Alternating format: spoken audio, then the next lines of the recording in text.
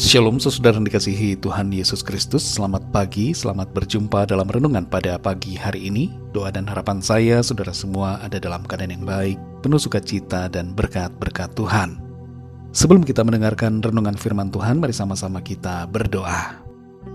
Bapa kami yang di sorga, Bapa dalam nama Tuhan Yesus Kristus, kami mengucap syukur untuk segala berkat kebaikan Tuhan, perlindungan-Mu dari malam hingga pagi ini. Sungguh ya Tuhan, kasih-Mu tidak berkesudahan, kesetiaan-Mu senantiasa terus Tuhan nyatakan. Pada saat ini kami mau mendengarkan sabda firman-Mu, urapi setiap kami, dan jamah hati kami, agar kami dapat mengerti dan taat kepada firman-Mu. Dalam nama Tuhan Yesus kami berdoa. Haleluya. Amin. Saudara yang dikasihi Tuhan, nats Alkitab kita pada saat ini terdapat dalam Injil Matius pasal yang ke-27. Saudara dapat membacanya secara pribadi setelah mendengarkan renungan ini. Saya akan membaca Matius 27 ayat yang ke-51. Tertulis demikian. Dan lihatlah, tabir bait suci terbelah dua dari atas sampai ke bawah, dan terjadilah gempa bumi, dan bukit-bukit batu terbelah. Saudara yang dikasihi Tuhan, kematian Kristus di atas salib merupakan kemenangan kita. Kematiannya menjadikan kita ditebus, dikuduskan dan diselamatkan. Kematiannya adalah satu kali bagi segala dosa semua umat manusia. Dalam ayat 51 ini tertulis, dan lihatlah, tabir bait suci terbelah dua dari atas sampai ke bawah. Saat tubuh Tuhan Yesus mengalami kematian, terjadi peristiwa gempa bumi yang dahsyat di Yerusalem. Sebelum gempa bumi itu terjadi, dari jam 12 sampai 3 sore, terjadi kegelapan saat ia sedang tersalib. Tanda-tanda alam menunjukkan siapa pribadi yang tersalibkan. Para prajurit dan kepala pasukan Roma setelah melihat semua peristiwa itu menjadi ketakutan dan berkata dalam ayat 54, "Sungguh ia ini adalah anak Allah." Ungkapan pernyataan mereka merupakan pengakuan akan keilahian Kristus. Saudara yang dikasihi Tuhan, gempa bumi yang terjadi tidak akan menyebabkan tabir kain bait suci terbagi dua. Terbelahnya tabir ini mendahului gempa bumi dan merupakan intervensi ilahi yang menandakan bahwa tidak ada lagi yang memisahkan kita untuk datang kepada Allah. Segera setelah kematiannya, ketika matahari masih gelap, tabir bait suci itu yang memisahkan ruang maha suci, meskipun terbuat dari permadani yang paling bagus dan kuat, terbelah dua dari atas ke bawah. Ketika imam sedang melayani di sana, karena pada saat itu merupakan waktu mempersembahkan korban, sebuah kekuatan yang tidak terlihat merobek tirai itu.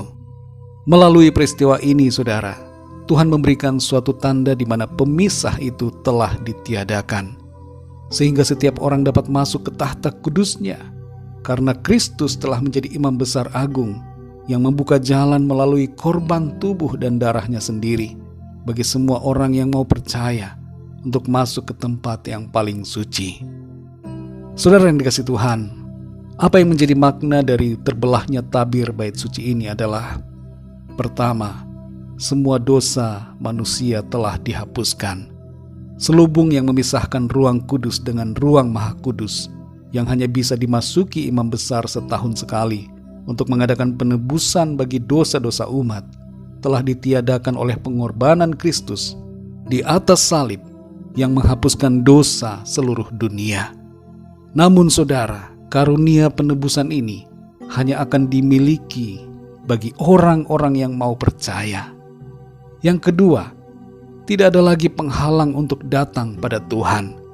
Robeknya tabir ini adalah lambang yang menunjukkan bahwa pemisahan antara orang Yahudi dan bukan Yahudi telah dihapuskan, dan bahwa hak istimewa imam telah diberikan kepada semua manusia, khususnya yang percaya.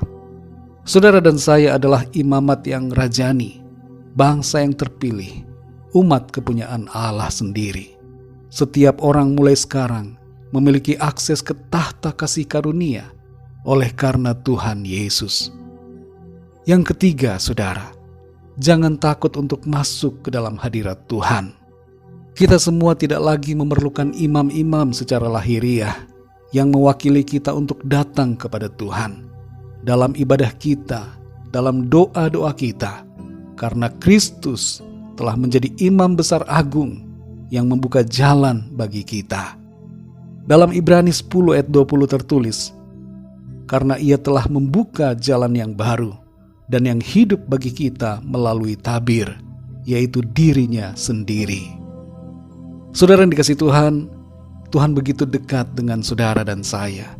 Ia mau agar kita memiliki persekutuan secara pribadi dengannya. Dia adalah Bapa yang baik, yang mau merangkul kita anak-anaknya. Itu sebabnya ia telah menghapus semua dosa kita dan menyingkirkan tabir yang membatasi kita untuk bersekutu dengannya. Sungguh betapa baiknya dan betapa kasihnya Tuhan atas kita. Mari kita berdoa, saudara. Bapa kami yang di sorga, Bapa dalam nama Tuhan Yesus Kristus, kami bersyukur untuk firman-Mu yang sudah kami baca, kami dengar dan renungkan pada saat ini. Kami mengerti bahwa Engkau sungguh mengasihi kami. Engkau mengampuni segala dosa kami. Engkau telah menebus kami, dan Engkau menyingkirkan segala pemisah yang membatasi kami untuk datang kepadamu. Engkau sendiri telah menjadi imam besar agung yang membuka jalan untuk kami masuk ke dalam hadirat-Mu ya Tuhan. Terima kasih untuk kasih karunia-Mu. Terima kasih untuk pengorbanan-Mu ya Tuhan Yesus. Kami yang tidak layak, kami yang berdosa, dilayakkan dan diampuni, dikasihi, dikuduskan dan dibenarkan. Terima kasih untuk anugerah-Mu ya Tuhan. Ajar kami untuk selalu hidup dalam kasih-Mu, hidup dalam persekutuan yang erat dengan Engkau. Terima kasih Bapa, kami bersyukur. Kasih-Mu tidak membeda-bedakan. Kasih-Mu menerima kami apa adanya. Terima kasih Tuhan. Berkati dan pimpin kami di sepanjang hari ini, dalam segala aktivitas yang kami lakukan. Biarlah dalam semuanya, nama Tuhan senantiasa kami muliakan. Kami berdoa memohon lawatan Tuhan. Sembuhkanlah yang sakit, kuatkan yang lemah, bangkitkan semangat yang berputus asa, dan nyatakan kuasa pertolongan-Mu bagi setiap mereka yang sedang dalam pergumulan dan persoalan. Terima kasih Bapa. Hanya dalam nama-Mu yang kudus, nama Tuhan Yesus Kristus, kami sudah berdoa dan mengucap syukur. Haleluya. Mari sama-sama kita berdoa doa Bapa kami. Bapa kami yang di surga, dikuduskanlah nama-Mu, datanglah kerajaan-Mu, jadilah kehendak-Mu di bumi seperti di surga. Berikanlah kami pada hari ini makanan kami yang secukupnya, dan ampunilah kami akan kesalahan kami, seperti kami pun mengampuni orang yang bersalah kepada kami.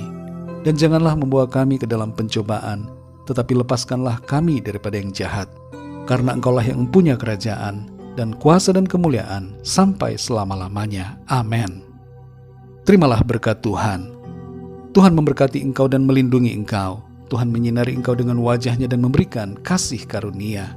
Tuhan menghadapkan wajah-Nya kepadamu dan memberikan damai sejahtera. Berkat anugerah dari Bapa Surgawi, cinta kasih karunia dari Tuhan Yesus Kristus, dalam persekutuan dan penghiburan Roh Kudus, menyertai kita semua, sekarang ini dan sampai selama-lamanya. Dalam berkat nama Tuhan Yesus Kristus. Haleluya. Amin. Puji Tuhan, saudara yang dikasihi Tuhan, saya percaya firman Tuhan menjadi berkat dan kekuatan buat saudara semua. Dan Roh Kudus akan menolong saudara untuk lebih lagi memahami kebenaran firman Tuhan. Tuhan Yesus memberkati saudara semua. Sampai jumpa dalam renungan yang berikutnya. Haleluya.